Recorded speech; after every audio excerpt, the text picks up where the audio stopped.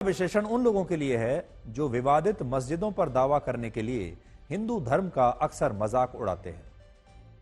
बहुत सारे लोग आपने देखा होगा, जब से ये मस्जिदों के नीचे मंदिरों के होने की बात कही जा रही है और हिंदू पक्ष लगातार अदालतों में जा रहा है, तो बड़ा मजाक उड़ा रहे हैं लोग। और कोई सबूत मांगता है, कोई कहता है कि ये बहुत सांप्रदायिक बात है, कोई कहता है कि देश का माहौल बहुत खराब हो गया है।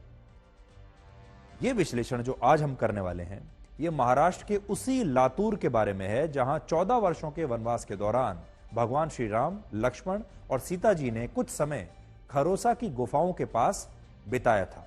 और इस स्थान पर आज भी भगवान श्री राम और सीता जी का स्मरण किया जाता है।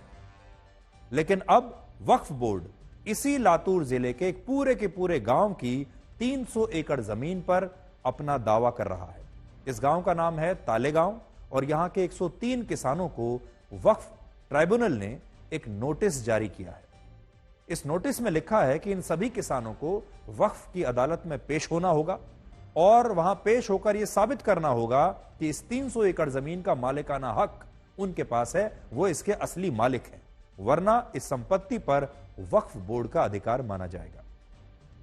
हमारी टीम जब मुंबई से लातूर के इस गांव में पहुंची तो हमारी मुलाकात हुई तुकाराम से। तुकाराम के पास इस गांव में 5 एकड़ जमीन है जिस पर 4 पीढ़ियों से उनका परिवार खेती कर रहा है। यह जमीन वर्ष 1874 में भी उन्हीं के परिवार के पास थी, लेकिन अब उन्हें डर है कि वक्फ बोर्ड उनसे उनकी जमीन को छीन लेगा। यह कितनी अजीब सी विडंबना है कि इस देश में विवादित मस्जिदों के बचाव के लिए कांग्रेस ने एक ऐसा कानून बनाया जो उनकी 15 अगस्त 2047 से पहले की यथास्थिति को सुनिश्चित करता है। लेकिन 1947 की बात कर रहा हूं मैं।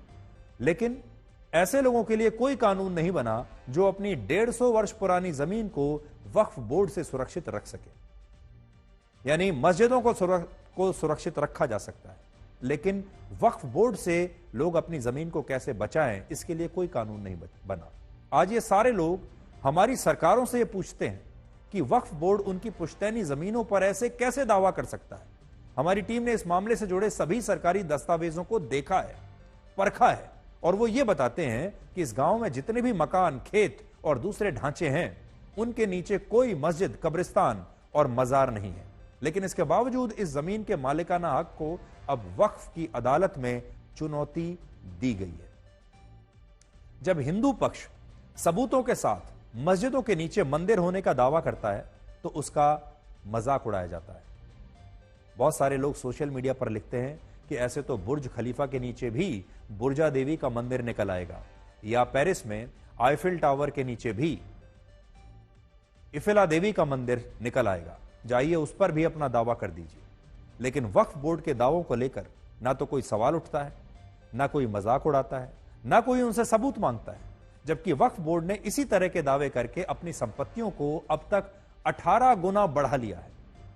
जरा इस आंकड़े पर नजर डालिए।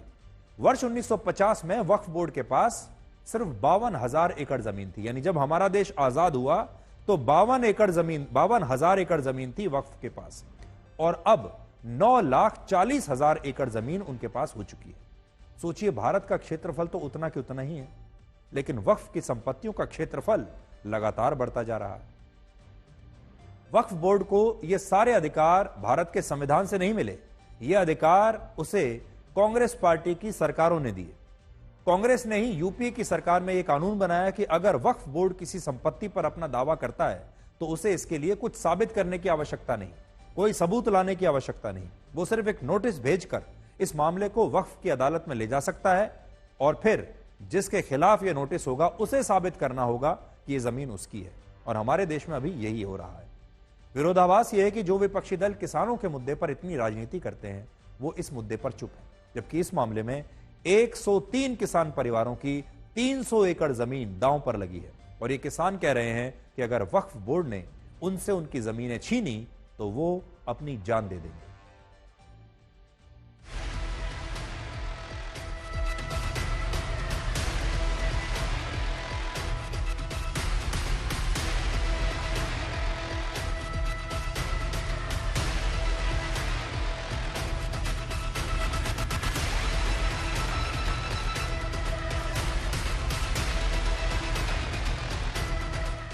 लातूर जिले के तलेगांव के किसानों को वक्फ बोर्ड की ओर से नोटिस भेजा गया है।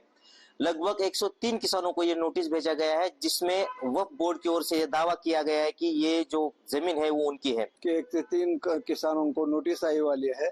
तो वो नोटिस है कि वह हम अभी तक तुमको खाने को जमीन दिए थे, अभी हमारे को वापस जमीन दो बोल के उन्होंने दावा दाखिल करे वक्फ बोर्ड में। अब ये नोटिस आने के बाद हम हमारे कायदेशीर वकील को हमें दिखाया, उन्होंने बोले भाई ये कायदेशीर दावा करे वाला है, तुमको कायदेशीर लड़ना पड़ेगा, कोर्ट में जाके लड़ना पड़ेगा। और इस वास्ते हम क्या करें, पूरे लोगों को पैसे नहीं, कई लोगों के पैसे भी नहीं दे दिए अभी।